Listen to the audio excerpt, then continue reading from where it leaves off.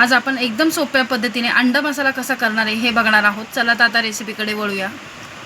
मीठ, बारीक चिरलेला कांदा, टोमॅटो एक बारीक चिरलेला, कसुरी मेथी थोडीशी, कढीपत्ता, धनिया पावडर, गोडा मसाला, लाल मिरची पावडर, हळद, जिरे। हे आपण अंडे अशी शिजवून घेतलेली आहेत। आपण गावरान अंडी घेतलेली आहेत आणि आपण त्यामध्ये काय करायचं आहे, आपण एकाची दोन करायचे, असे एकाची दोन करून घ्यायचे सगळे अंडे। आपण कढईमध्ये 2 ते 3 चमचे मोठे तेल टाकून घ्यायचे। जो आपला खायचा चमचा आहे त्या हिशोबाने तुम्ही 3 चमचे तेल टाकायचे। तेल आपलं व्यवस्थित गरम झालं की त्यामध्ये 1 चमचा जिरं टाकायचे, 1 चमचा जिरे। जिरे व्यवस्थित फुलले की आपण त्यामध्ये कढीपत्ता टाकणार आहे।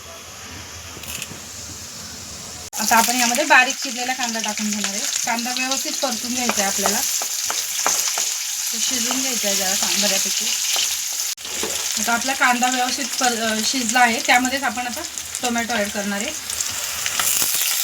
टोमॅटो पण आपल्याला व्यवस्थित 3 ते 4 सेकंद मऊ होतपर्यंत परतून घ्यायचे व्यवस्थित। जोपर्यंत आपला कांदा आणि टोमॅटो परतल्या जातो त्यामध्येच आपण आता कसुरी मेथी टाकणार आहे। ही पण तेलामध्ये व्यवस्थित परतून घ्यायची। आपला कांदा, टोमॅटो आणि कसुरी मेथी व्यवस्थित परतली आहे, त्यामध्ये मी 1 चमचा आलं लसूण पेस्ट टाकणार आहे। हे ऑप्शनल आहे, तुम्हाला आवडत असेल तर तुम्ही टाकू शकता। आता ही आलं लसूण पेस्ट 1 सेकंद आपण फक्त परतून घेतली, 1 सेकंदामध्ये। त्यानंतर आता आपण ह्यामध्ये कोरडे मसाले टाकणार आहे सगळे। पाऊण चमचा हळद, 1 चमचा गोडा मसाला, 1 चमचा धनिया पावडर आणि 1 चमचा लाल तिखट। तुम्ही लाल तिखटच्या ऐवजी तुमच्या घरचा काळा मसाला किंवा कांदा लसूण मसाला सुद्धा ॲड करू शकता। आता हे सगळे मसाले आपण 2 मिनिटं तेलामध्ये व्यवस्थित परतून घ्यायचे। त्या मसाल्यांना तेल सुटेपर्यंत परतायचे। चवीपुरतं मीठ,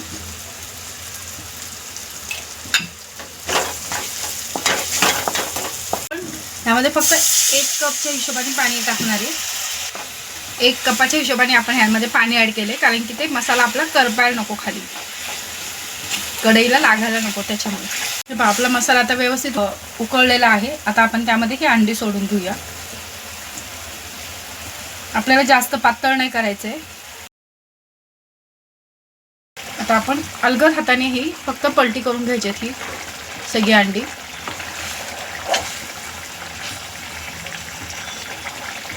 आता आपण ह्याला झाकण लावून 1 उकळी काढून घेऊया ह्याची। हे पहा, आता किती व्यवस्थित आपली भाजी झाली आहे। तेल पण बघा किती व्यवस्थित सोडलेलं आहे भाजीने। आता आपण ही आपली भाजी तयार झाली आहे। आता आपण ही सर्व करून घेऊया। अशा प्रकारे आपण वाटण न वाटता गावरान अंड्याचा झणझणीत असा अंडा मसाला सोप्या पद्धतीने केलेला आहे।